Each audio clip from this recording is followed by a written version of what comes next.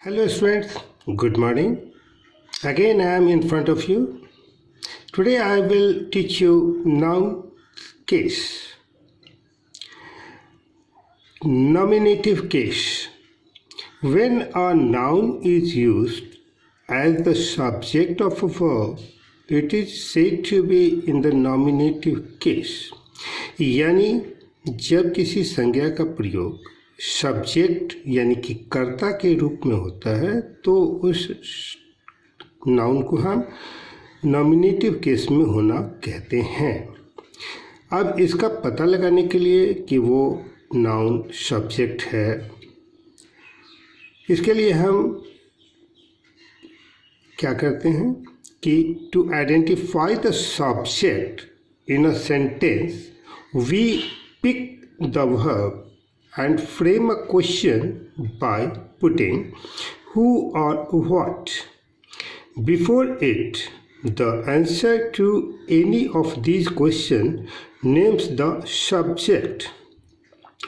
For example, look at these two sentences.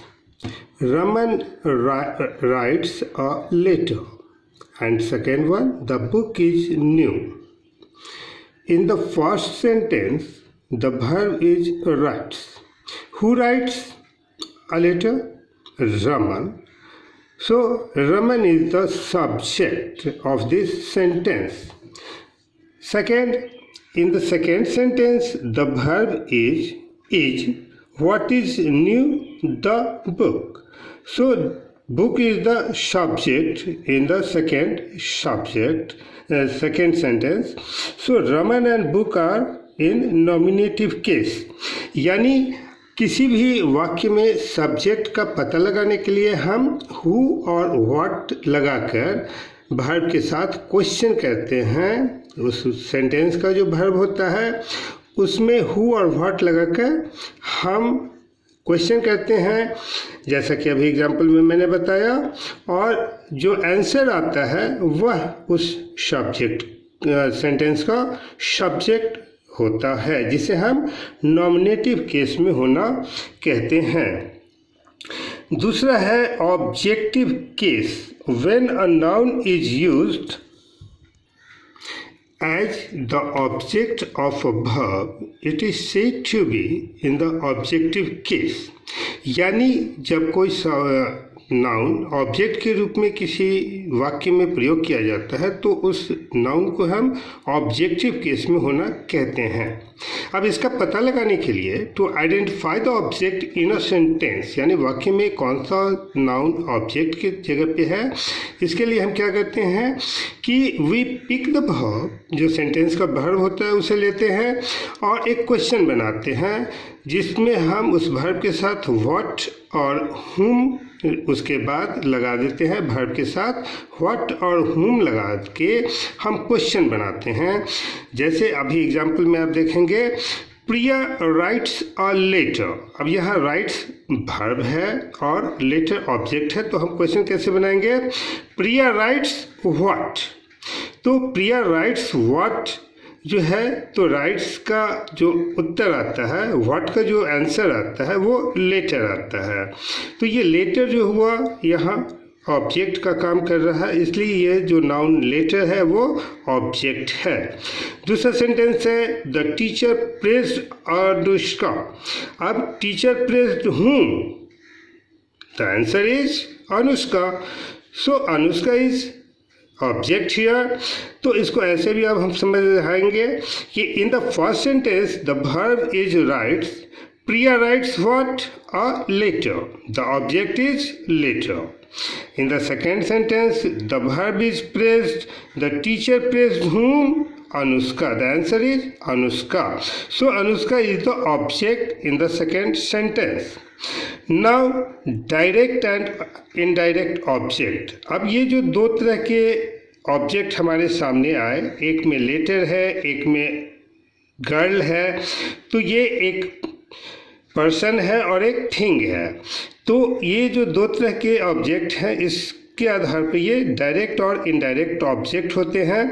तो the answer to the what question is the direct object, यानी जब verb के साथ what लगाकर question करते हैं और उसका जो आंसर आता है वह डायरेक्ट ऑब्जेक्ट होता है and answer to the whom question is the indirect object. यानी कि वर्ब के साथ होम लगाकर जब हम क्वेश्चन करते हैं और उसका जो आंसर आता है उसे हम इनडायरेक्ट ऑब्जेक्ट कहते हैं। She wrote a letter to her friend। अब इसको एक एग्जाम्पल के द्वारा हम समझा रहे हैं। क्वेश्चन है, सेंटेंस है कि she wrote a letter to her friend। अब यहाँ here wrote what, पहला क्वेश्चन wrote के साथ verb wrote के साथ हम what लगाकर क्वेश्चन किए, तो wrote what आंसर है a letter। So letter is direct object and wrote to whom, तो आंसर है friend। So friend is indirect object। तो इस तरह से हम ऑब्जेक्ट बहुत आसानी से सेंटेंस में खोज सकते हैं। वर्ब के साथ whom या what लगाकर क्वेश्चन कर देंगे तो जो आंसर आएगा वो what का आंसर आएगा वो डायरेक्ट ऑब्जेक्ट और whom का जो आंसर आएगा वो इनडायरेक्ट ऑब्जेक्ट होगा।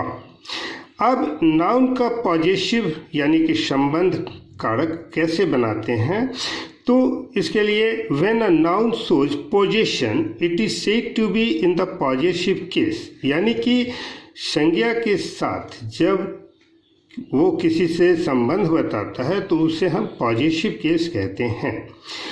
अब इस नाउन का पॉजेसिव हमें बनाना पड़ता है क्योंकि नाउन का पॉजेसिव बना हुआ नहीं आता है, जबकि प्रोनाउन का पॉजेसिव बना बनाया आता है। जैसे माई है, माइन है, तो ये प्रोनाउन का हमें मिल जाता है लेकिन नाउन का हमें बनाना पड़ता है। तो नाउन का पॉजेसिव बनाने के लिए हमें दो उपाय करने पड़ते हैं। पहला है अपस्ट्रॉफी एस, जिसका अर्थ होता है का, ऑफ का भी का और अपस्ट्रॉफी का भी का। तो the possessive of nouns are made by using apostrophe s, जिसका सिंबल होता है कॉमा की तरह ऊपर में, which is written like this, Ram's book. तो ये एपस्ट्रॉफी एस का अर्थ होता है का, राम्स बुक मीन्स राम की किताब। In singular nouns we use apostrophe S but the plural nouns that take S और ES for their plural form take only apostrophe sign. यानी वैसे सिंगुलर नाउन जिनका प्लूरल बनाने के लिए हमें एस एस लगाना पड़ता है उसमें हम एपस्ट्रॉफी सिर्फ लगाते हैं, उसके साथ एस नहीं लगाते, जबकि सिंगुलर नाउन में एपस्ट्रॉफी एस लगाते हैं। इसके अलावा वैसे प्लूरल नाउन जिनका प्लूरल फॉर्म बगैर एस ई एस के बनता है, जैसे चाइल्ड, चिल्ड्रन, मैन, मेन, तो ऐसे नाउन का, प्लूरल नाउन का जो हम पॉजेसिव बनाते हैं उसमें एपॉस्ट्रॉफी एस लगाते हैं। जैसे चिल्ड्रंस पार्क, मेंस पार्लर, तो वहाँ पर चूँकि लास्ट में एस ई एस नहीं लगता प्लूरल बनाने में, तो वहाँ एपॉस्ट्रॉफी एस लगाते हैं। लेकिन वैसे प्लूरल नाउन जिसके अंत में एस ई एस आता है उसमें हम सिर्फ एपॉस्ट्रॉफी लगाते हैं, एस नहीं लगाते, और सिंगुलर नाउन में एपॉस्ट्रॉफी एस लगाते हैं।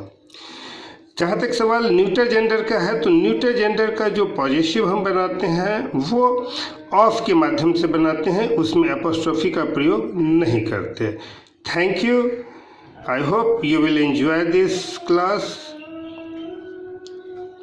Tomorrow I will again come to you with a new chapter. Till then, have a nice day. Thank you.